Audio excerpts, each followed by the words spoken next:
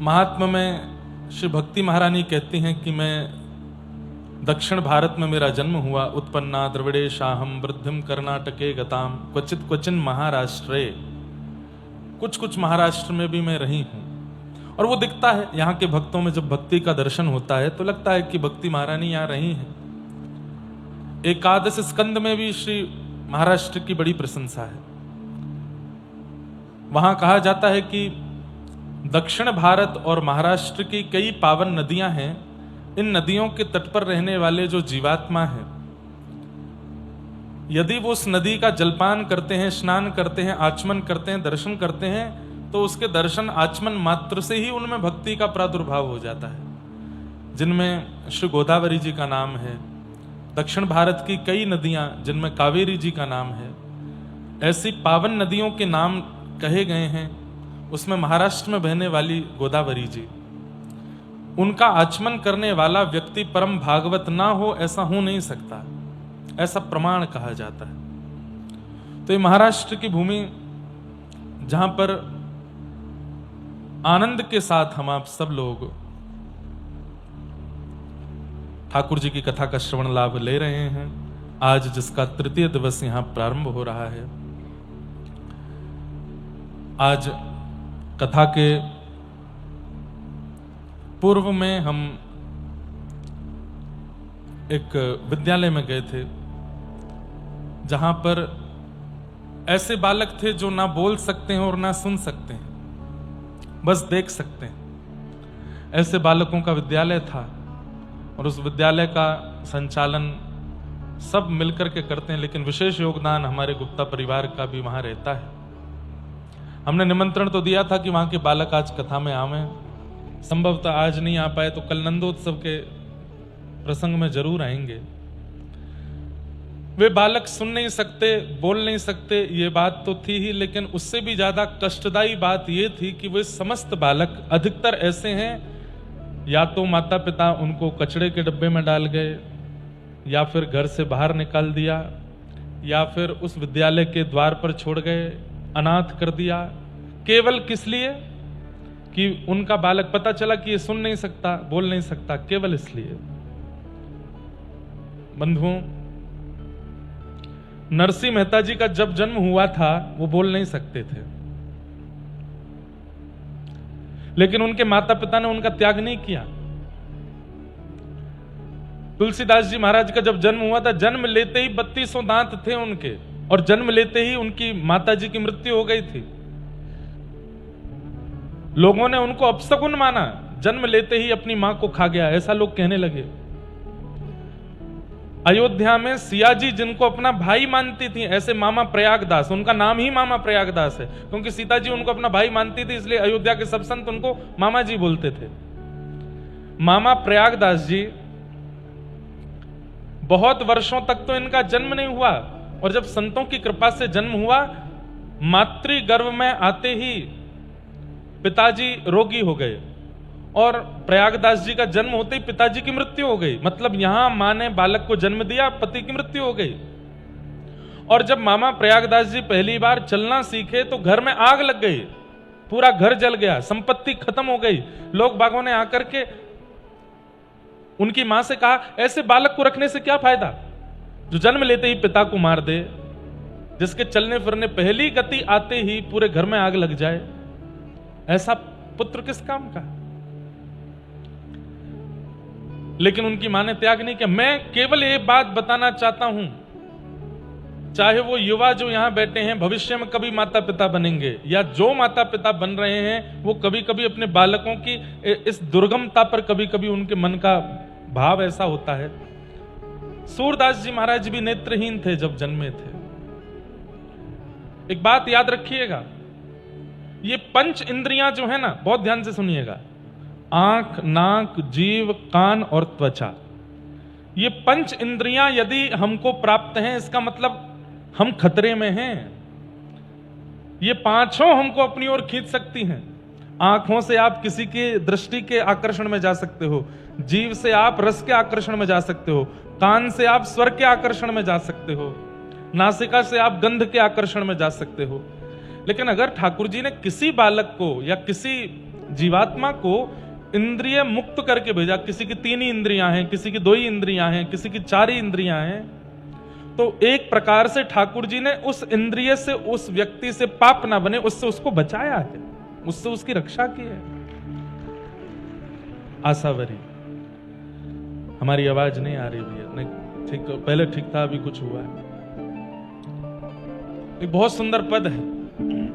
आज उन बालकों को देख करके मन में आ रहा था, और मैं वहां भी बोल के आया, मेरी तो वो समझ नहीं रहे थे, सुन नहीं सकते थे।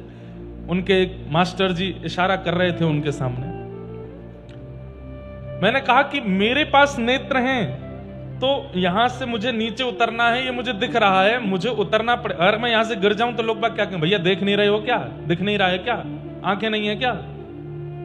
मतलब नेत्र हैं तो मुझे संभल के चलना पड़ेगा, पर नेत्र नहीं है तो इसका मतलब ठाकुर जी चलाएंगे, अब मुझे, मेरे पास तो साधन नहीं है। कान है तो संभल के सुनना पड़ेगा, लेकिन नहीं है तो ठाकुर जी सुनेंगे और ठाकुर जी करवाएंगे। मुख है तो संभल के बोलना पड़ेगा, मुख नहीं है तो मेरा उत्तर सारा ठाकुर जी देंगे। जिस चीज का अभाव हमारे जीवन में है, ठाकुर जी उसको अपना बना लेते हैं।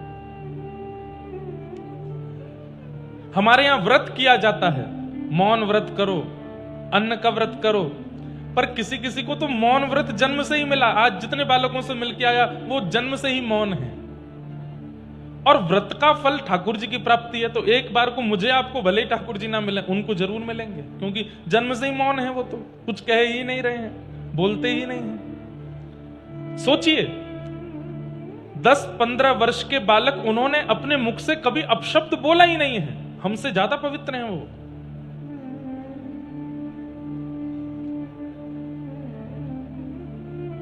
सूरदास जी एक पद गाते हैं, हरि में नैनहीन तुम नैना, हरि में। गाइए अहिल्यानगर वालों की एक बात। अच्छा एक बात हम आपको बता दें, आज तारीख क्या है? क्या तारीख है?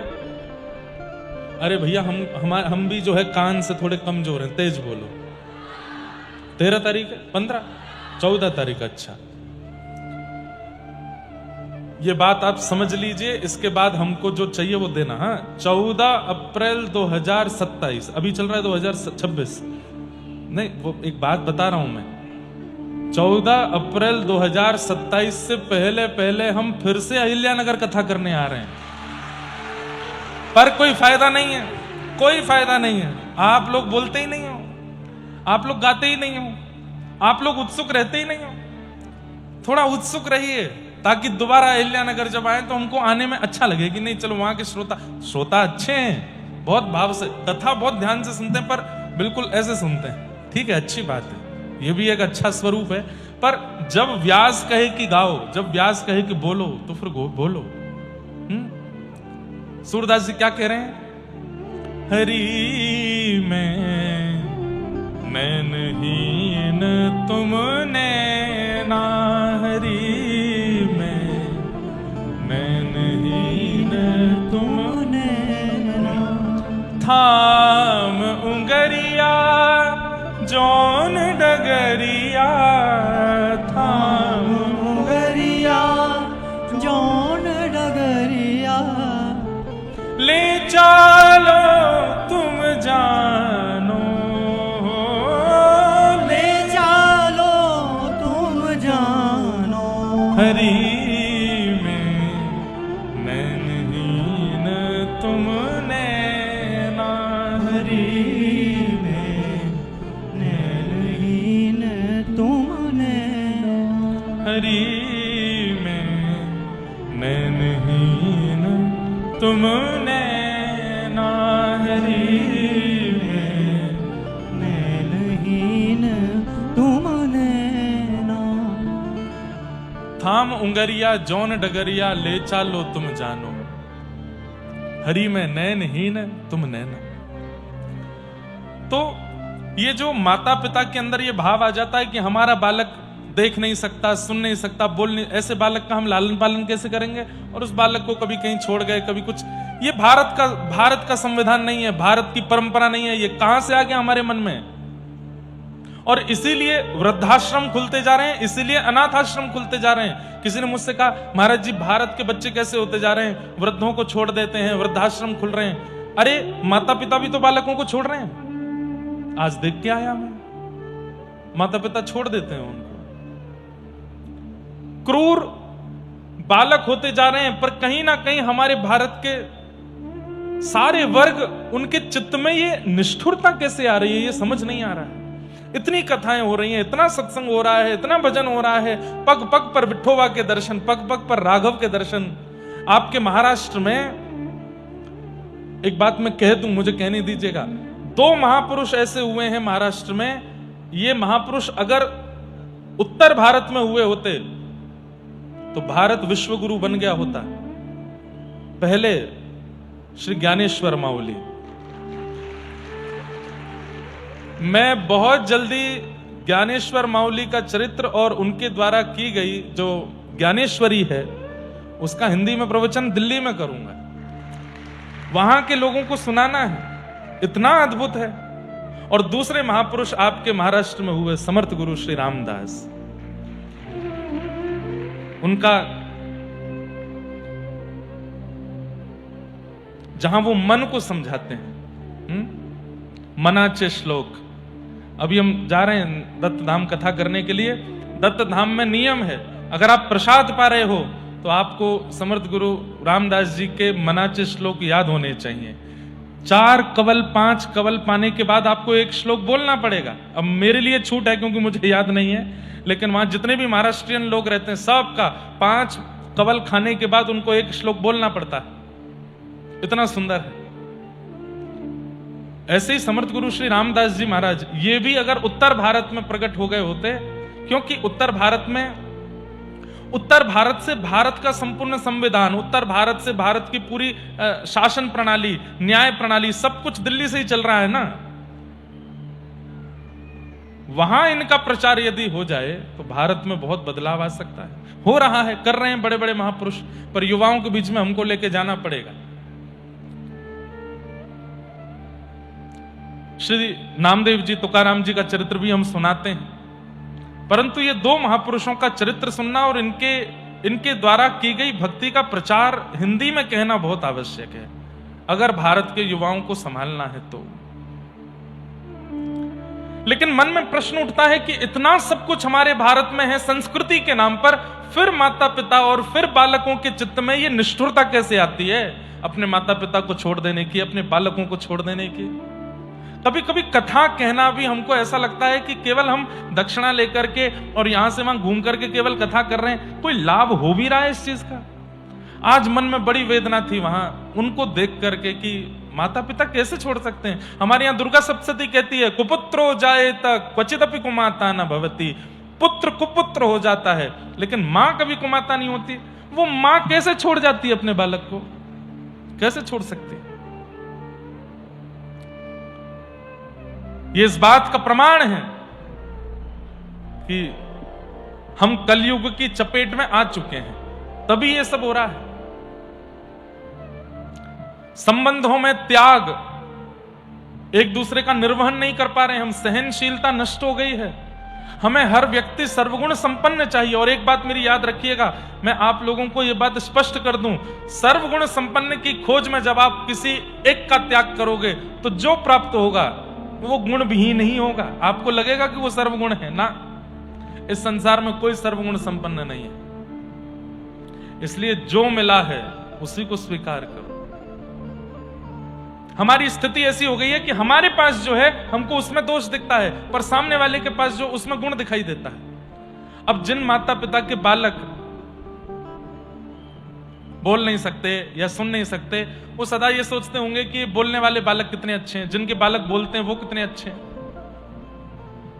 पर जिनके बालक बोलते हैं वो कानों पे कितना चीखते हैं ये वो जाने। उनको भी ये लगता है, अरे भाई थोड़ा तो शांत रहे, थोड़ा तो कम बोला कर, इतना क्यों बोलता है। और उसमें भी आप कभी, और अब आजकल के बच्चे तो गालियां तक देते हैं, छोटे छोटे बच्चे बोलते हैं, गाली देकर के बात करते हैं।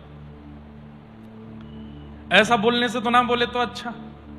सीधी बात हम ये कहना चाहते हैं, जो तुम्हारे पास है उसमें जो कमी है उस कमी को भी स्वीकार करो, यही संबंध के प्रति निर्वहन माना जाता है। आप किसी की दुर्गुण देख करके उसका त्याग कर रहे हो तो आपसे बड़ा कलयुग के चपेट में कोई व्यक्ति है ही नहीं।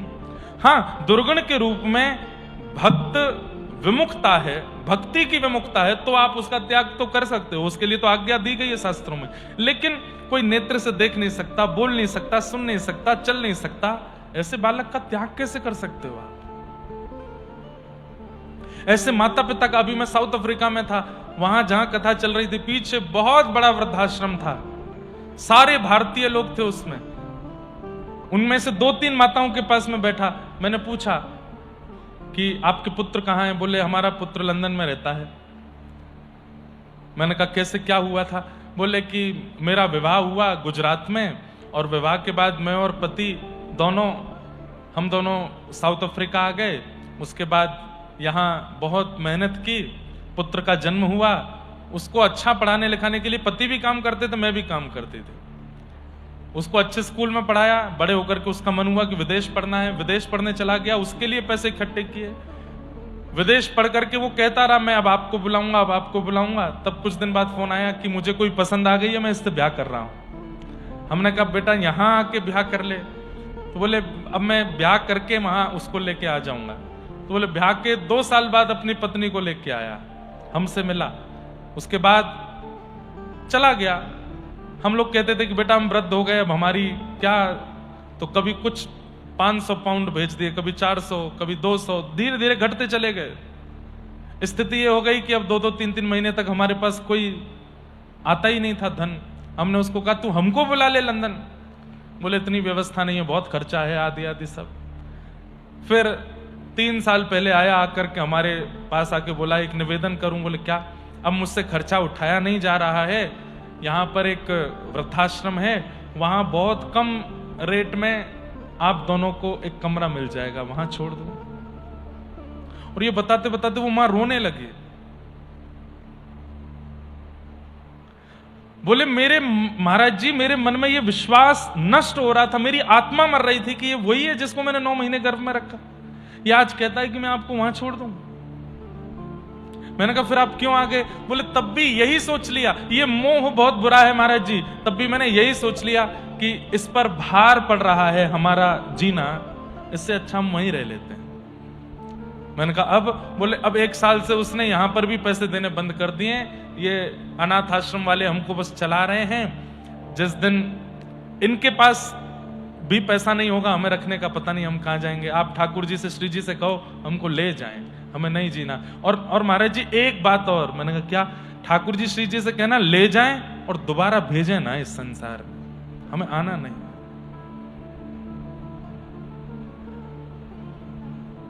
हम लोग बहुत ठीक हैं बंधुओं, जो भजन कर रहे हैं, सत्संग कर रहे हैं, कथा सुन रहे हैं। भयंकर माया मोह में पड़े हुए लोगों के जीवन जब आप जाकर के देखोगे, आप नर्क से बदतर स्थिति उनके घर के अंदर देखने को मिलती है। ये हमारे भारत का स्वरूप नहीं है।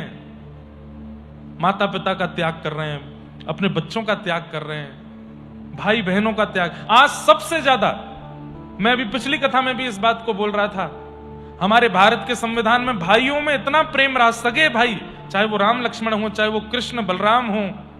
अरे राक्षसों में देख लो, रावण कुंभकर्ण हो, शिशुपाल दंतवक्र हो, हिरण्यकश्यप हिरण्याक्ष हो। हिरण्यकश्यप ने नृसिंह भगवान से युद्ध किया केवल अपने भाई की मृत्यु के लिए। मेरे हिरण्याक्ष भाई को क्यों मारा? भगवान से युद्ध कर लिया, भली उसकी मृत्यु हुई हो। आज अगर एक घर में 2 बालक भाई जन्म ले लेते हैं तो माता पिता टेंशन में आ जाते हैं, अब इनका निर्वहन कैसे होगा? बड़े होकर प्रॉपर्टी के लिए लड़ेंगे, आपस में एक दूसरे के उसके लिए लड़ेंगे। ये क्या होता जा रहा है? इतनी कथाओं के बाद, इतने सत्संग के बाद, इतने महापुरुषों के वचनों के बाद, इतना सब कुछ मंगलमय भारत में होने के बाद भी हम लोग अपनी हिंदू परिस्थिति, हिंदू प्रकृति से क्यों विलग हो रहे हैं? क्योंकि हम सुनते हैं कथा, हम दर्शन करते हैं, पर उसको चित्त में उतारते नहीं है, चित्त पर उसका प्रभाव पड़ने नहीं देते हैं। इसीलिए वो प्रभाव जो कथा का सुनकर के होना चाहिए, जो भीतर प्रविष्ट होकर होना चाहिए, वो होता नहीं है।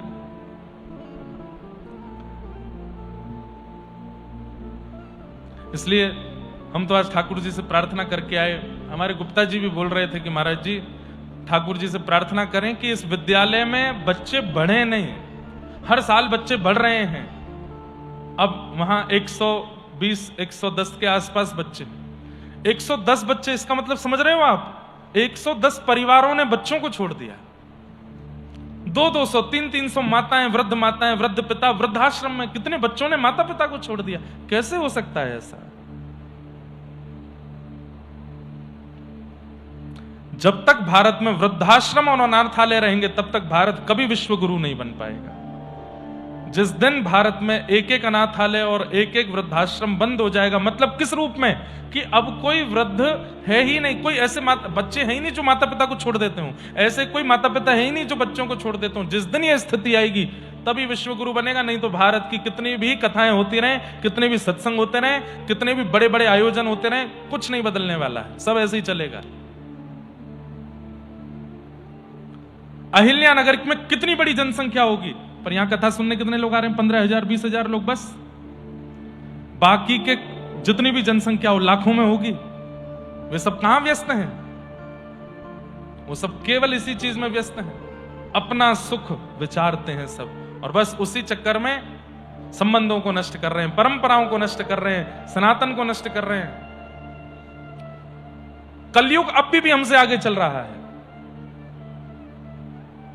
कथा के लिए आपको पूरे नगर में होर्डिंग लगाने पड़ेंगे, लेकिन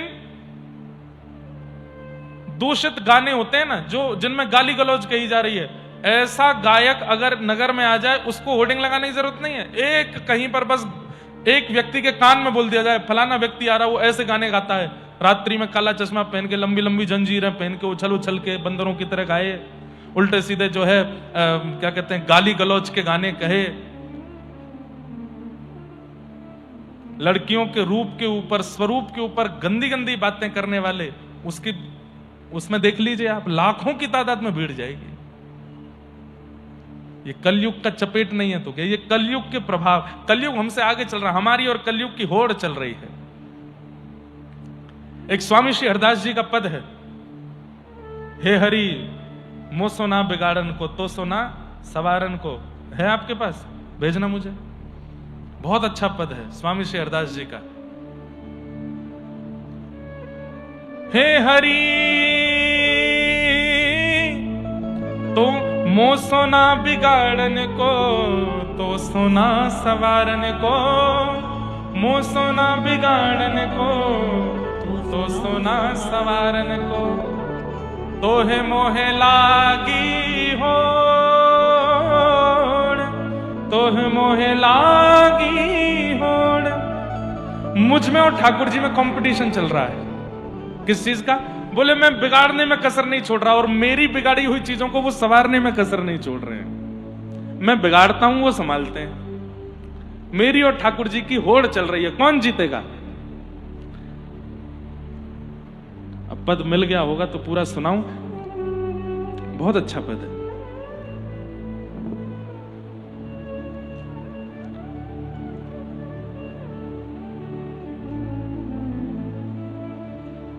नहीं है क्या आपके पास? वाह। अब मैं उसका एक भाव बता देता हूं बस। मतलब हम ठाकुर जी से कह रहे हैं आपकी और मेरी होड़ चल रही है, मोह सोना बिगाड़न को तो सोना सवारन को, तो है मोहे लागी होड़। अंत में स्वामी श्री हरदास जी बोलते हैं कि नाथ फिर इस होड़ में जीता कौन? बोले हम जीते। हमने इतना बिगाड़ा, इतना बिगाड़ा, इतना बिगाड़ा कि ठाकुर जी भी एक दिन सिर पकड़ के बैठ गए, भाई कितना संभालूं? नेत्र दिए तुझको, नासिका दी तुझको, जीव दी तुझको, हाथ दिए, पैर दिए, मन दिया, बुद्धि दी, उसके बाद भी तू बिगाड़ ही जा रहा है। अंत में स्वामी जी कहते हैं श्री हरदास जी कि हम जीते, ठाकुर जी हार गए, हम जीत गए, हम बिगाड़ने में इतने आगे। तो बस यही है, होड़ चल रही है। कथा में आते हैं, अब हम बहुत प्रसन्न हो जाते हैं, 10 15 20 हजार लोग आ गए कथा में, पर उस नगर की जनसंख्या देखी जाए उसके हिसाब से कोई ज्यादा है क्या? कितने हिंदू लोग रहते हैं, कितने सनातनी लोग रहते हैं, कितने भक्त लोग रहते हैं एक नगर में, लेकिन फिर भी इतने ही लोग आते हैं। और उसमें भी कई लोग पुणे से आए होंगे, उसमें भी कई लोग आसपास के क्षेत्रों से आए होंगे, उसमें भी कई लोग संभाजी नगर से आए होंगे। तो फिर कुल मिलाकर के जिस नगर में कथा हो रही है उसके लोग तो केवल 60% ही हैं। ये केवल मैं यहां की नहीं कह रहा हूं, हर जगह ऐसा होता है। अभी नासिक में कथा होगी, नासिक के लोग होंगे 60%, 10% लोग आएंगे बंबई से, 10% लोग आएंगे क्या कहते हैं पुणे से, 10% लोग आएंगे गुजरात से, 10% लोग आएंगे मध्य प्रदेश से, और जहां जहां प्रचार होगा सब पहुंचेंगे। कुछ लोग अहिल्यानगर से।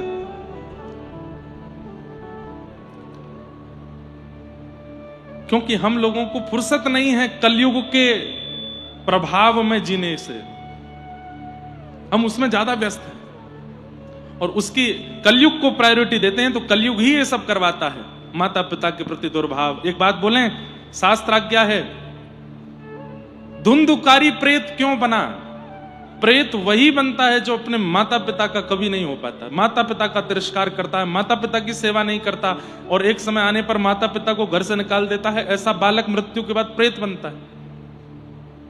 और ऐसे माता पिता भी प्रेत बनते हैं जो अपने बालक की एक दोष, नेत्र नहीं है, कान नहीं है, जीभ नहीं है, बोल नहीं सकता, चल नहीं सकता, अष्टवक्र है, अपंग है, या किसी भी प्रकार से सही नहीं है, उसका त्याग कर देते हैं, वो माता पिता भी प्रेत बनते हैं।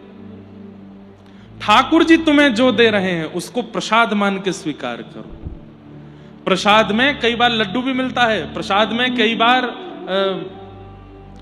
आपके यहाँ क्या नारियल होता है ना, नारियल फोड़ के भी देते, कई बार नारियल भी मिलता है, कई बार लड्डू भी मिलता है, और कई बार कुछ नहीं तो हवन की भभूति भी मिलती है।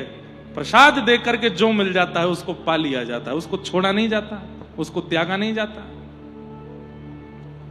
ऐसे ही हमें संसार में जो कुछ भी मिल रहा है वो सब प्रसाद है, उसको स्वीकार करो, वो जैसा है उसको स्वीकार करो। मेरी वेदना थी इसलिए मैं थोड़ा बोल गया हूं, आप लोग क्षमा कीजिएगा। आज कुछ प्रश्न आए हैं और प्रश्न है कि हमें सद्गुरु जी की प्राप्ति कब होती है और हम हमारे सद्गुरु जी को कैसे पहचानें? भक्ति के मार्ग पर चलते हुए अब मुझे मेरे सद्गुरु मिले ऐसे बार बार इच्छा हो रही है। ठाकुर जी यहां आपका प्रश्न है कि गुरु कैसे मिलते हैं। मैं बहुत स्पष्ट उत्तर दूं, जिनको देखते ही आंखें स्तब्ध हो जाएं, जिनको सुनते ही कान स्तब्ध हो जाएं और कुछ सुनने की इच्छा नहीं है, जिनको देखते ही श्री प्रिया जी, श्री ठाकुर जी, श्री वृंदावन, और वृंदावन नहीं दिखा, प्रिया जी नहीं दिखी, ठाकुर जी नहीं दिखी, लेकिन मन में परम शांति, अब पायो परम विश्राम, अत्यंत शांति, मानो ऐसा लगा हो ये दुनिया भर की भागदौड़ सब जाकर के शांत हो गई इनको देखते ही। इनको सुनते ही अब ऐसा लगा कि मानो जैसे मेरे कानों में किसी ने अमृत घोल दिया हो, चरण स्पर्श करते ही मानो नेत्र भीग गए हों। और सबसे बड़ी बात, अपने दुर्व्यवहार को जो पिछले 25 साल से, 28 साल से, 35 साल से, 40 साल से आपके अंदर है, जिसको आप चाह करके भी नहीं छोड़ पा रहे थे, चाहे वो काम था, चाहे वो क्रोध था, चाहे वो लोभ था, लेकिन एक महापुरुष के आते ही उस दोष का त्याग करने की इच्छा होने लगी। त्याग हुआ नहीं, इच्छा होने लगी कि अब इस दोष का मैं त्याग करता हूं। समझ जाओ वही सद्गुरु हैं, उनकी शरण में चले जाओ, वही आपके गुरु हैं। समझ में आई बात? जिनको देखते ही नेत्र स्थिर हो गए, अब कुछ देखने की इच्छा नहीं कर रही हो, जिनको सुनते ही कान बिल्कुल ऐसे हो गए हो कि बस मानो जैसे सारे रसों का समूह अमृत आज हमें प्राप्त हो गया हो, जिनके वचनामृत चित्त में जाते ही मन को अत्यंत सकारात्मक कर देते हो, पॉजिटिविटी छा जाती हो, मन बुद्धि बिल्कुल जैसा मानो एक धूल के कण के समान हल्का हो जाता हो कि जरा सा झोंका चले उड़ चलेंगे, इतना हल्का अनुभव होने लगता हो। संसार के भार, संसार के विषाद, संसार की पीड़ाएं फिर अनुभूति ना होती हो। जिनका दर्शन, जिनका श्रवण और जिनका मार्गदर्शन ऐसा कर देता हो, वही सद्गुरु। और इसमें सबसे बड़ा गुण तो यही है, जिनकी वाणी सुनकर के अपने दोष को त्यागने की इच्छा मन में आने लग जाती हो। पत्नी ने समझाया, माता पिता ने समझाया, बच्चों ने समझाया, लेकिन कभी अपना वह दोष त्यागा नहीं। लेकिन एक महापुरुष ने आकर के बस बोल दिया और उनकी सहज वाणी सुनकर के लगा कि ये छोड़ना है, अब ऐसा नहीं करना है, वही सदगुरु। और सबसे बड़ी बात, जिनको देखते ही, जिनको श्रवण करते ही नेत्र बंद हो जाते हो, वृंदावन स्मरण में आने लगता हो, श्री जी की याद आने लगती हो, श्री बरसाना, श्री नंदगाम, गोकुल, जगन्नाथ धाम आदि, मतलब ठाकुर जी का स्मरण होने लगता हो। अब देखो, आपकी महाराष्ट्र में एक नगरी है मुंबई, बहुत अच्छी नगरी है। पहले मैं उसकी खूब निंदा कर देता था कथा में कि यहाँ तो बड़े मायावी लोग रहते हैं, पर नहीं, वहां पे कई भक्त लोग भी रहते हैं, पर फिर भी बंबई में बड़े मायावी लोग रहते हैं। और वे मायावी लोग पूरी दुनिया को चलाते हैं अपनी अदाओं से, अपने बोलने से, अपने गाने से, अपने एक्टिंग से, वो सब चलाते हैं। पर कभी सोचो, उनको देखते ही मन में क्या आता है। मान लीजिए आज बंबई का बहुत बड़ा कोई सुपरस्टार यहां आकर के खड़ा हो, उसको देखते ही आपके मन में क्या आता है? उसको देखते ही मन में क्या आता है? यार इस पर ये वाली गाड़ी है, ये जुहू में इसका बंगला है, ये इतना कमाता है। कोई अभिनेत्री आ जाए तो उसकी सुंदरता देख करके लगता होगा इसने ये वाला मेकअप किया होगा, इसने ऐसे वाले कपड़े पहने होंगे, इतने लाख का तो इसने ये पहना ही होगा।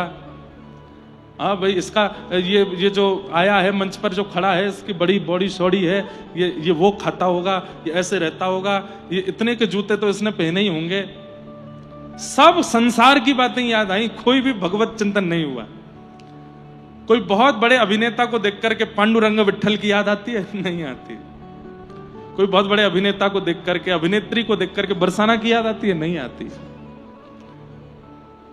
लेकिन अभी इसी वक्त हमें तो छोड़ो, यहां हमारे पूज्य प्रेमानंद जी महाराज आ जाएं, उनको देखते क्या याद आएगा? वृंदावन की याद आएगी, बरसाने की याद आएगी, यमुना जी की याद आएगी, व्रज की याद आएगी, वृंदा देवी की याद आएगी, श्री किशोरी जी की याद आएगी, राधा वल्लभ जी की याद आएगी।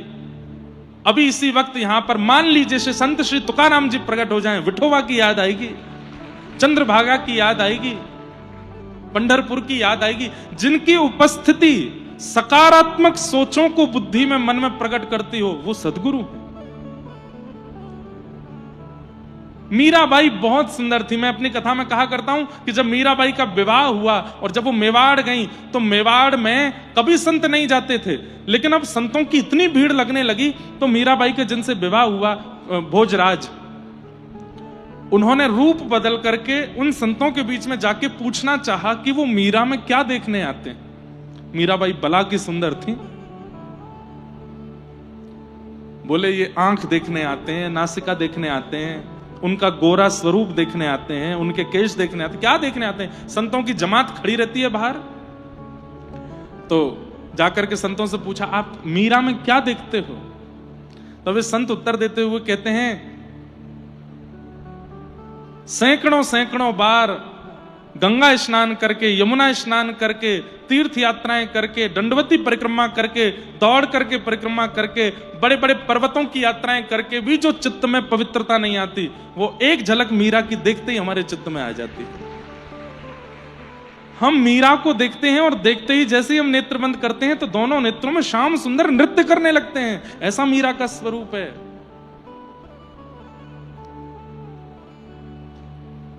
जिनका दर्शन, जिनका वचन, जिनकी उपस्थिति मन का ऐसा मार्जन कर देती हो कि बस अब पायो परम विश्राम, बस अब मुझे इसके आगे कुछ नहीं चाहिए, ये भावना जिनको देख के आ जाती हो, जिनको सुन के आ जाती हो, वही सदगुरु हैं आपके। उन्हीं के चरण शरण ग्रहण कीजिए। छत्रपति शिवाजी महाराज श्री तुकाराम जी महाराज के पास गए और जाकर के बोले कि मुझे आपसे गुरु दीक्षा चाहिए। लेकिन तब श्री तुकाराम जी महाराज बोले, मैं आपका गुरु नहीं हूं, आपके गुरु तो वन में आपकी प्रतीक्षा कर रहे हैं। कौन? बोले समर्थ गुरु रामदास, उनके पास जाओ, वो आपके गुरु हैं। बोले मुझे तो आपको देख करके अनुभव होता है, आपको देख करके। बोले मुझे देख करके अभी वैसी अनुभूति नहीं हुई, एक बार उनका दर्शन तो करो। और जैसे ही गए वहां जाकर के उनका दर्शन किया, मानो जैसे छत्रपति शिवाजी महाराज को सब कुछ मिल गया हो और उनसे दीक्षा ग्रहण की। सीधी बात कहूं तो गुरुदेव के प्रति मानव बुद्धि ही ना आती हो, जिनको देख करके यही ना लगता हो कि ये इंसान है और ये भी ना लगता हो कि ये परमात्मा है, पर ये लगता हो कि ये कुछ तो हैं जो मेरे को उद्धार करने आए हैं, वही आपके गुरु, वो आपके गुरु। क्योंकि अगर गुरु के प्रति मानव बुद्धि रखी है तो एक बात याद रखिएगा, मानव के प्रति दोष दिखाई देता है और गुरु के प्रति यदि दोष दिख गया तो आपसे अपराध हो जाएगा। इसलिए हमारे यहां कहते हैं पानी पियो छान के, गुरु बनाओ जान के। ऐसे ही नहीं लग जाता हो कि हाँ बस ये हैं, यही मेरी नैया पार करेंगे, इनके वचनों को पालन करने में मुझे दिक्कत नहीं होती, इन पर विश्वास करने में मुझे दूसरी बार सोचना नहीं पड़ता, वही सदगुरु है।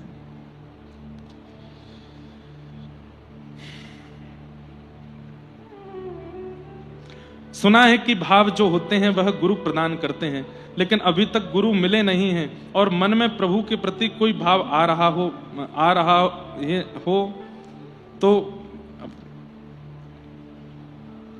तो क्या वह भाव मानना चाहिए और उसी भाव के अनुरूप गुरु की खोज करनी चाहिए? निश्चित है, भाव तो देखो प्रकट होते रहते हैं, पर गुरु क्या करते हैं, उस भाव को और सुदृढ़ कर देते हैं।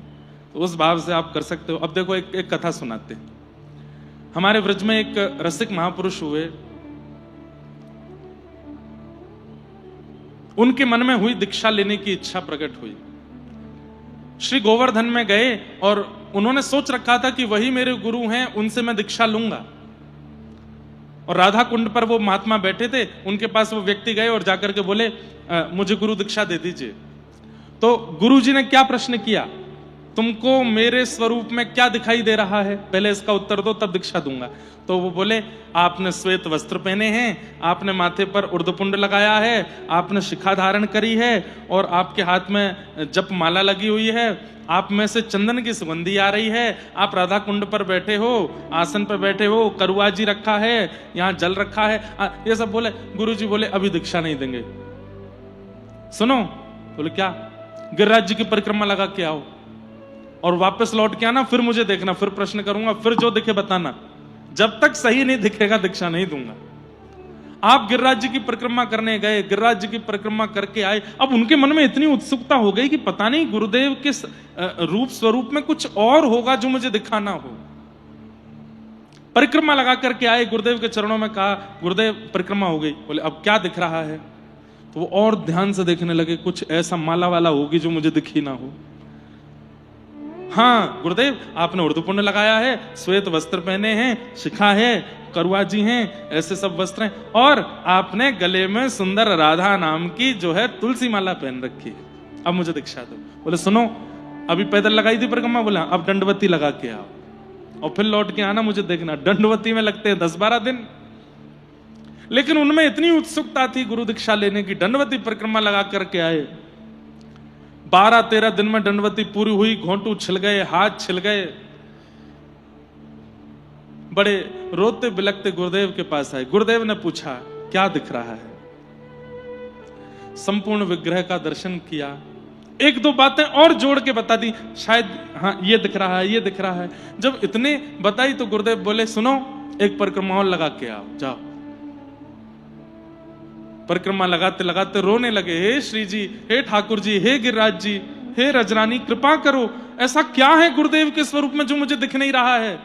कृपा करके मुझे दिखा दो, मैं अब रह नहीं सकता, मुझे दीक्षा चाहिए। अब की बार जब परिक्रमा लगा करके लौटे और राधा कुंड में स्नान करके गुरुदेव के सन्मुख गए, गुरुदेव ने कहा देखो क्या दिख रहा है। जैसे ही उन्होंने नेत्र खोल करके देखा तो क्या पाया, गुरुदेव बैठे हैं और गुरुदेव की एक गोद में साक्षात प्रिया जी और दूसरी गोद में ठाकुर जी बैठे हैं। बता दिया गुरुदेव आपकी गोद में प्रिया प्रियतम बैठे हैं। बोले बस अब आओ, अब दीक्षा देंगे। मैं यही देखना चाह रहा था कि तुमको मेरे संग रहने वाले प्रिया प्रियतम अभी अनुभव दे रहे हैं कि नहीं, अब तुम मेरे प्रति विश्वास रखोगे, इसलिए अब मैं तुमको दीक्षा दूंगा। तो भैया ये दीक्षा का क्रम बड़ा कठिन है और गुरु के प्रति गुरु बुद्धि रखना बड़ा कठिन है। लेकिन अगर कोई दृढ़ता से इस काम को कर ले तो गुरु कृपा कर देते हैं, और समर्थ गुरु कृपा करके सामर्थ्य दे देते हैं। तो गुरु दीक्षा लेने की आपकी जो ये तीव्र इच्छा हो रही है ना, इसको और तीव्रता प्रदान करो, और ज्यादा तीव्र कर लो। और जब ऐसी परिस्थिति हो जाए कि बस अब चाहे जो हो, उस दिन दीक्षा लीजिएगा।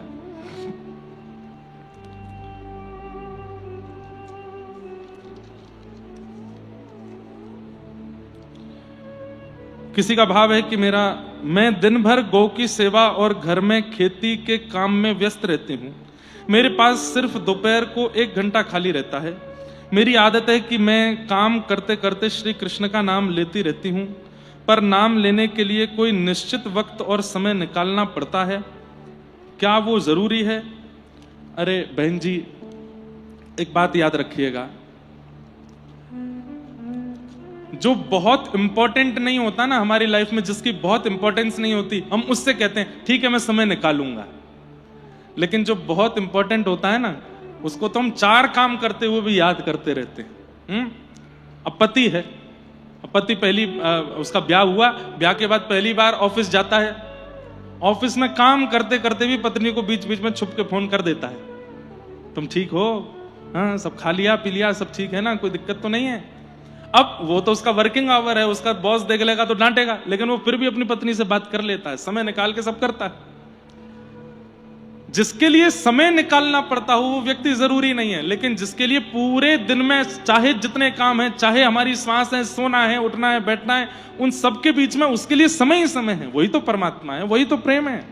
आप चलते फिरते, उठते बैठते, खाते पीते, हंसते सोते, जागते नाचते, हमेशा ठाकुर जी का स्मरण करते रहो। और ये बहुत अच्छा भजन है आपका, ये जो 1 घंटा आपको बीच में मिलता है, उसमें बढ़िया तान दुपट्टा सोया करो, 23 घंटा ठाकुर जी को याद ही करते रहा करो।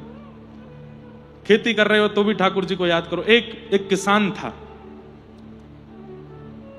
खेती करता था, ज्यादा पढ़ा लिखा नहीं था।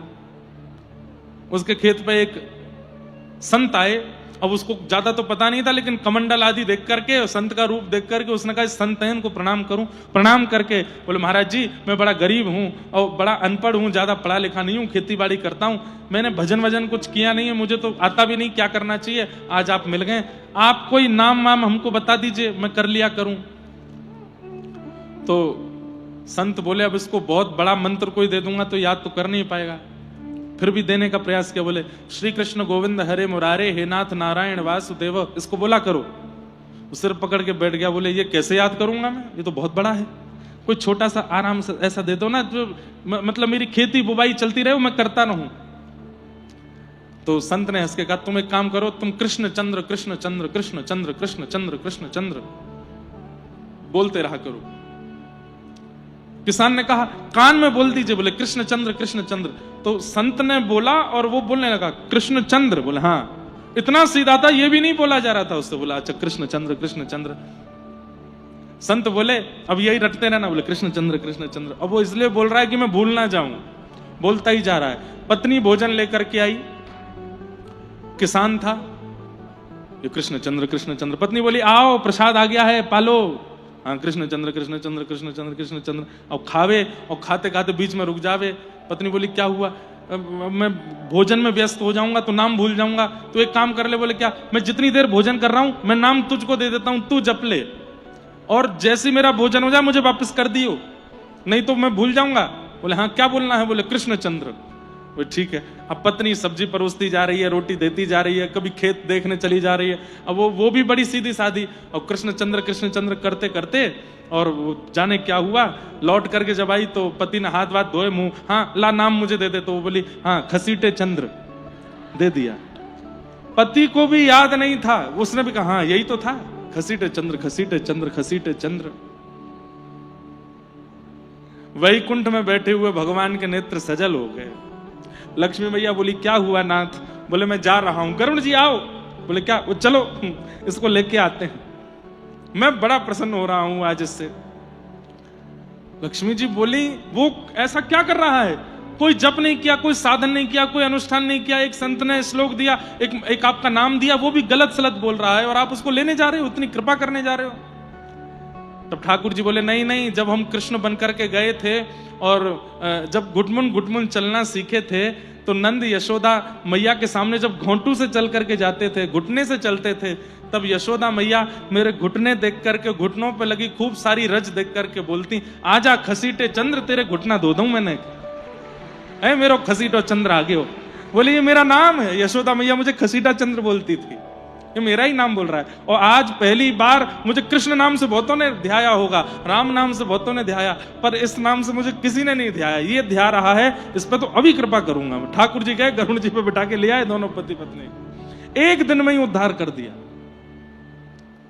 तो ये जो हैं माता जी जिन्होंने ये कहा है, बढ़िया है, खेती बाड़ी करते रहो, खसीटे चंद्र बोलते रहो आ जाएंगे ठाकुर जी। पर ठाकुर जी आ जाएं तो ये मत कहना अभी मेरे पे बहुत काम है, चले जाओ, आम है तो निकल ही जाइयो। हाँ। क्या महिला श्रीमद् भागवत पढ़ सकती है? निश्चित ठाकुर जी ने ऐसी भावना रखी है।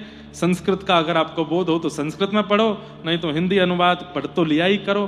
पर एक बात, ये जितने भी वैदिक ग्रंथ है ना, जब तक इनको गुरुमुख नहीं सुनोगे तब तक इनका मूल रहस्य समझ में नहीं आएगा।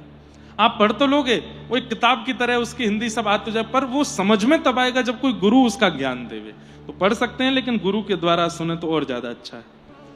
फिर किन्हीं ने कहा है कि तुलसी कंठी धारण करने के क्या नियम है? क्या तुलसी कंठी धारण करने पर प्याज लहसुन का सेवन? हम बहुत बार बता चुके हैं, नहीं करना चाहिए। और यदि प्याज लहसुन नहीं छोड़ पा रहे हैं तो तुलसी उतार दीजिए। दूसरी बात, आपने कहा कि घर में बनता है, अगर हम तुलसी पहनेंगे तो माता पिता को अलग से भोजन बनाना पड़ेगा। कौन सी बड़ी बात है? छोटे छोटे बच्चे होते हैं ना, तो माँ अलग से दाल बनाती है बिना मिर्च वाली, उसको मिर्च ना लगे। ऐसे ही अब बालक अगर तुलसी पहनता है तो उसके लिए बिना प्याज लहसुन की बना दो, इसमें कौन सी बड़ी बात? ठाकुर जी के लिए इतना त्याग नहीं कर सकते तो फिर भक्ति मत करो, थोड़ा तो त्याग करो, थोड़ा तो त्याग चित्त में होना चाहिए।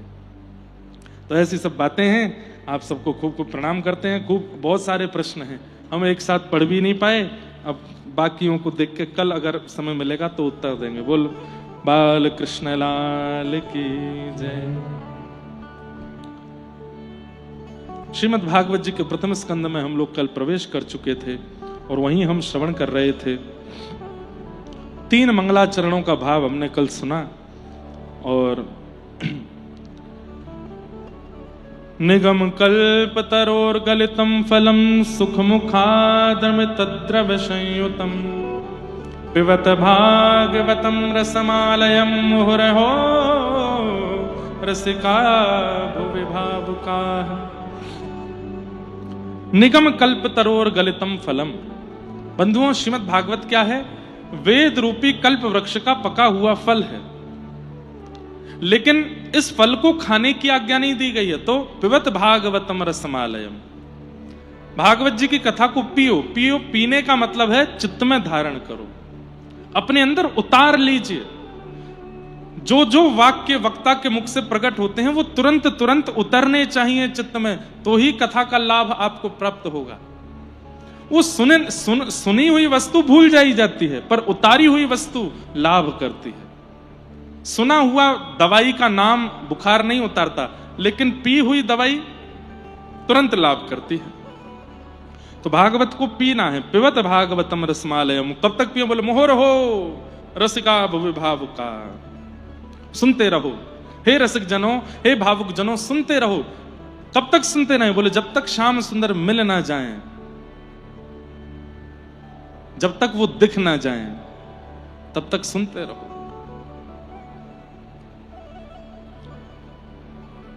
कथा कब तक सुननी है? एक बहुत पुराना एक कीर्तन हमारे यहां गाते हैं।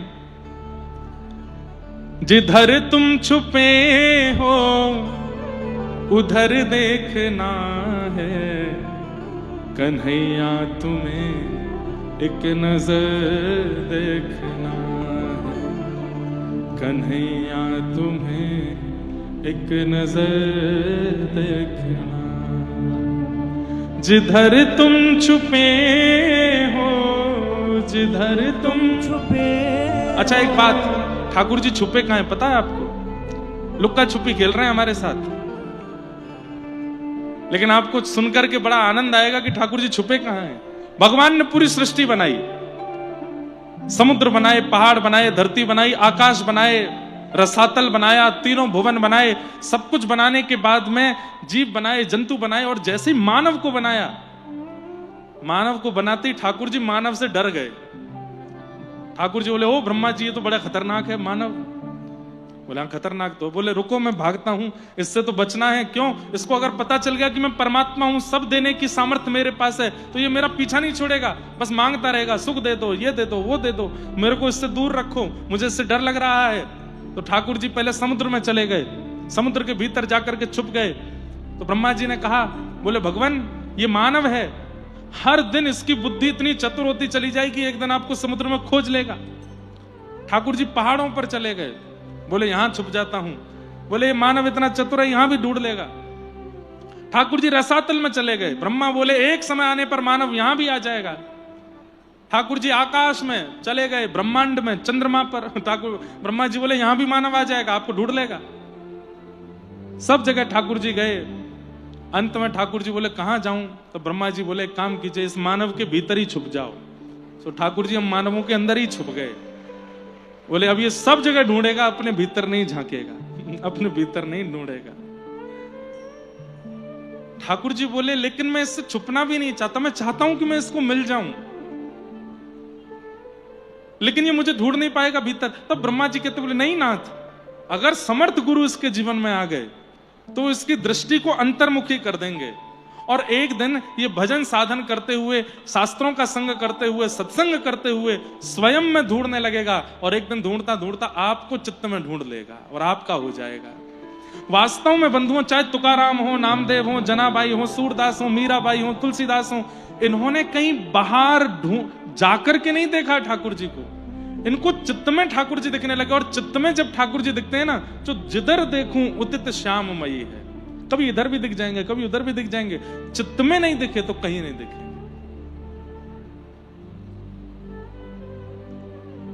तो जिधर तुम छुपे हो, जिधर तुम छुपे हो, गाइए, जिधर तुम छुपे हो, जिधर तुम छुपे हो, उधर देखना है कन्हैया तुम्हें एक नजर देखना है, कन्हैया तुम्हें एक नजर देखना, ओ कन्हैया तुम्हें एक नजर देखना है, कन्हैया तुम्हें एक नजर देखना। ओ जिधर तुम छुपे हो, जिधर तुम छुपे हो, जिधर तुम छुपे हो, उधर देखना कन्हैया तुम्हें एक नजर देखना है, कन्हैया तुम्हें एक नजर देखना, कन्हैया तुम्हें एक नजर देखना,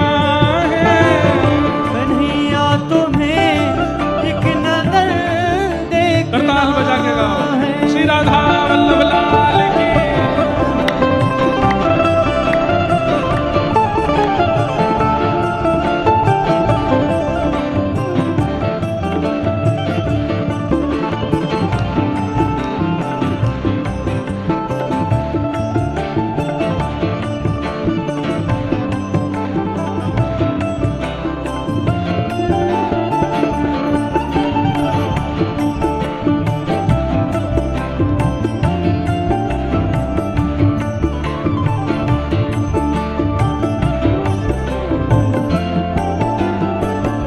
ये हम क्या गा रहे हैं?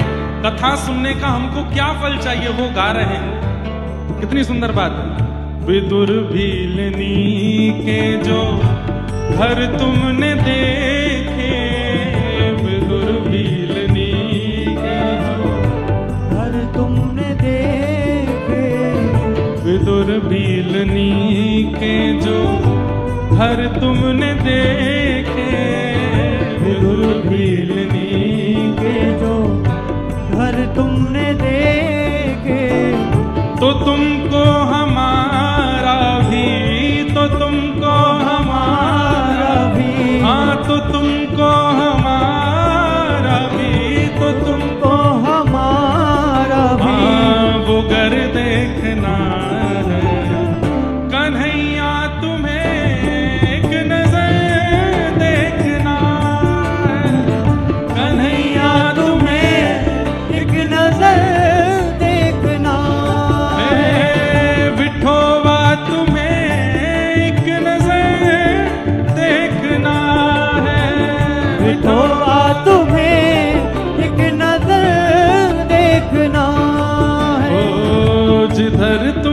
छुपे हो, जिधर तुम छुपे हो, आज इधर तुम छुपे हो, जिधर तुम छुपे हो, ओ उधर देखना है कन्हैया तुम्हें एक नजर देखना है। कन्हैया तुम्हें एक नजर देखना है, कन्हैया तुम्हें एक नजर देखना है। कन्हैया तुम्हें एक नजर और देखना कितना सुंदर भाव है। उबारा था जिस कर से गीध और गज को, उबारा था जिस कर से गीध और गज को, उबारा था जिस कर से गीध और गज को, उभारा था जिस कर से गीध और गज को, हमें उन हाथों का, हमें उन हाथों का, हमें उन हाथों का, हमें उन हाथों का हुनर देखना है। कन्हैया तुम्हें एक नजर देखना है।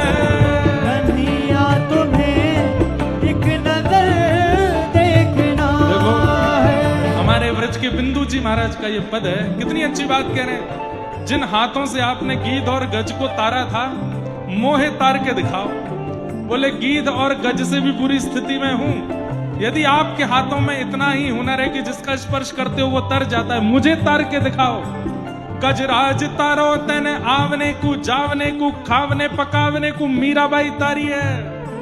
नरसी मेहता को तारो वही वार सवारने को, वेदन सुनावने को जयदेव तारो है। हे नाथ, सबको तार दिया आपने, लेकिन मैं आपके किसी काम का नहीं हूं। मोहे तारो वा में आपकी भलाई है। हमें उन हाथों का, हमें उन हाथों का, हमें उन हाथों का, हमें उन हाथों का हुनर देखना है।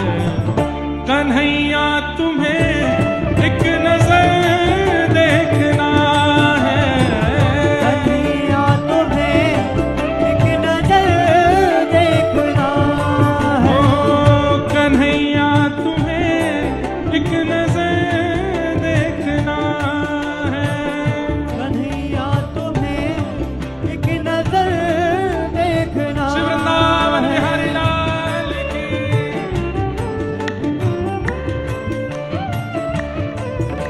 जिसने बजाए ताल, एक बात सुनो, जिसने बजाए ताल उसके बदल गए हाल, उसको मिल गया मदन गोपाल। इसलिए भैया ताल बजाए करो, और ये ऐसे नहीं खूब तेज एक स्वर में बजाओ। जय हो।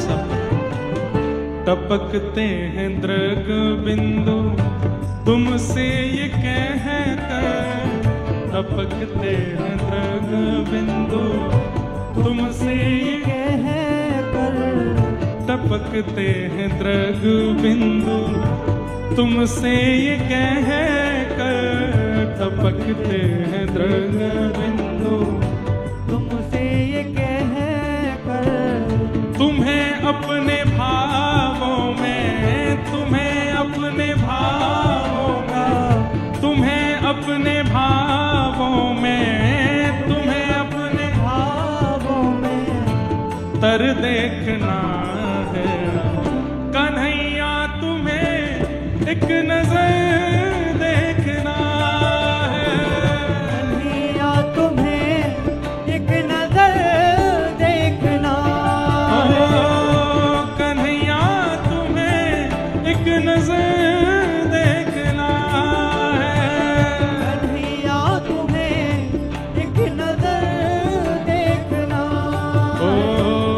जिधर तुम छुपे हो, जिधर तुम छुपे हो, जहाँ तुम छुपे हो, जहाँ तुम छुपे हो, ओ उधर देखना है कन्हैया तुम्हें एक नजर देखना है।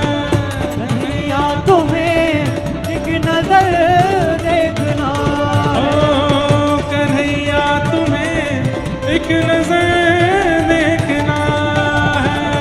कन्हैया तुम्हें एक नजर देखना जिधर तुम छुपे हो, जिधर तुम छुपे हो, किधर तुम छुपे हो, जिधर तुम छुपे हो, उधर देखना है कन्हैया तुम्हें, ओ सांवरे तुम्हें, ओ बिठोवा तुम्हें एक नजर देखना है। विठोबा तुम्हें एक नजर देखना ओ कन्हैया तुम्हें एक नजर देखना है। कन्हैया तुम्हें एक नजर देखना ओ कन्हैया तुम्हें एक नजर देखना है।